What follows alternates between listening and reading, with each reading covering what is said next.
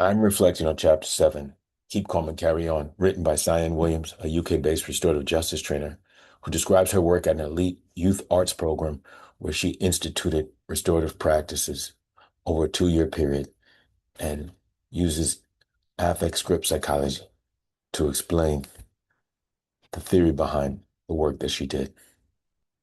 I resonated with her story in many ways. 4 years ago, I joined a school with the goal of addressing student and staff conflicts related to racial justice, LGBTQ issues, and I was to institute a restorative justice program. While my journey was nowhere near as successful as the author's, I could relate to much of the context. When she arrived at this institution, she encountered a student body of mostly privileged youth, much different than the inner city London schools where she had worked before. She admits she was nervous going in, and she had a social script, internal social script rooted in the affects of fear and shame, but also interest. This is similar to the script I carried with me when I started Maker Academy 4 years ago. While my current school is not an elite institution, the overall needs are not nearly as of the student body is not aren't nearly as great as the students I worked with for the previous 15 years in the Bronx. She also found a fractured individualistic culture. Students and staff had grouped themselves in cliques.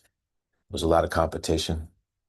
The students focused on their own success rather than a shared sense of community. It was an arts program, so they were more worried about how they performed.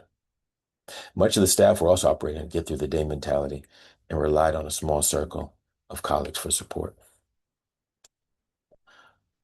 Williams uses the affect script psychology shame triangle model to show how student status, artistic ability, wealth, educational background had all become these negative barriers to building community, ultimately hindering the students and staff's natural desire to connect with others, but instead produced these negative social scripts.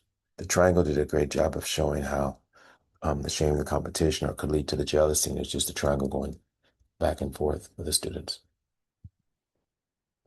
She also utilized the social discipline window to explain how the staff dealt with the students. Now, what she did say about half are consistently working with students in a sort of more restorative, sort of high support, high accountability zone. What I found interesting was that the staff who were using the 4 quadrant, meaning doing a lot of work for the students, or the ones who were neglectful, just didn't have a relationship with either, would often end up in the 2 quadrant.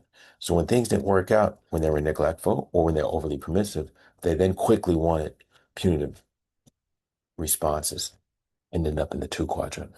And again, that was something I never thought about, the way in which those two are related to each other. And I found that helpful. She also shared um, the central blueprint rules, 4 central blueprint rules. And I'll go into a little later. This was helpful to me. She used this as um, again, as the context, and using this example to help some of these ideas become more concrete for me. Now, when she came in, she decided she had a model for whole organizational change. And in the bottom of the triangle, you can see that was sort of full school change.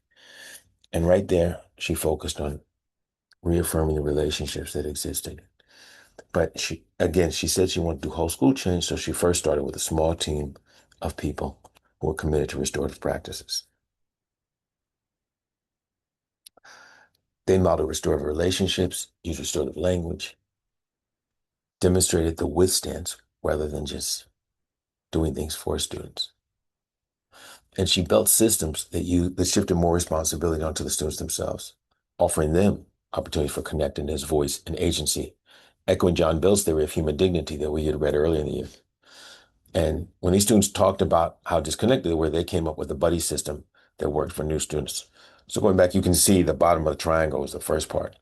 Now, she also, working with her team, started to hold mini conferences to repair relationships. And she did it even with the director and students. She made sure to be impartial so she could earn the support of the students and confidence of the students. By year two, people were used to sort of the restorative processes that she had instituted. The team had created a lot of positive experiences and created for the students, created new social scripts for many of the students and staff. Then they began to hold full restorative conferences for more serious infractions. And possibly the clearest marker of success for her was when the students themselves requested restorative conferences. Again, the actualization of the fourth blueprint point from earlier, building power to maximize positive effect, reduce negative affect, and minimize inhibition. That was something that I saw, and that's when that concept became clear to me. It was a little confusing what they meant the first two chapters about building power to maximize positive effect. But once I understood that when students take power themselves to do these things, I was like, okay, now I get it. So some of the takeaways. I very much appreciated how the author drew on ASP to explain the steps she took. Again, it helped concretize a lot of the ideas from chapter 1 and 2. I also appreciated watching her whole methodical approach to making program change. I found that very helpful. I do wish she'd given more detailed explanation of some of her initiatives, and I was also curious how she assessed her success. Was it through surveys, anecdotal evidence, other data points? However, I found the example both inspiring and illuminating. Thank you.